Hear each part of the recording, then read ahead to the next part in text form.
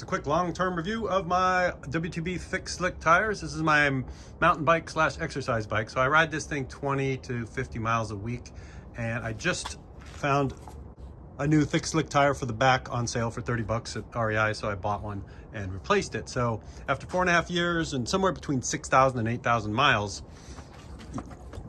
we can take a look at the old tire. The front tire is still fine because all of my body fat weight is on the back wheel, so the front wheel is still rolling fine. In fact, the front, I never had a flat on it.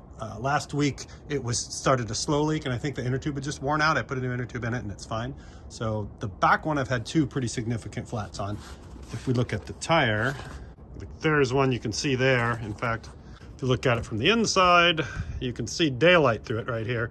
So I know I ran over a roofing staple and once, like 2 years ago, and then I also ran over a drywall screw that popped the tire. But other than that, you know, regular broken glass and other stuff, it's been super good. So it's been 2 flat tires in 4.5 years on the back, and then just the inner tube wearing out on the front. This puncture right in the middle of the tire, if we fold it over, you can see there is still a bunch of rubber left on this tire. So even after all that riding, it's not bald yet. So you do get quite a lot of thick in the slick.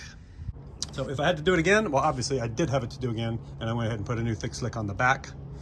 And the front one I expect to last a good long time because it's just wearing a lot slower, and I haven't run over any industrial objects with it yet. So if you're considering WTB Thickslick tires, I'll put a link in the description if I can find one, but they run around $35. The REI regular price is $35. They were selling them for 20% off this week, so anywhere from $25 to $35 you'd be paying for these.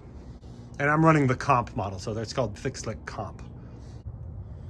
And these tires are 27.5 by 1.95, so that's what they're actually called. And you can see they are pretty fat, pretty much the same size as a mountain bike tire. So when I'm putting it on a mountain bike, it looks pretty cool with the fat tires. And the maximum pressure is 65 PSI, so I try to keep it at 65 so they still roll pretty fast and absorb any bumps pretty well.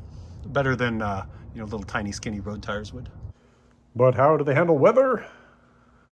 So people often ask if these tires are any good in the rain, and my answer is yes. Obviously, if you had some tread, you'd probably have a little more grip, but I've never had any problems riding in the rain with them.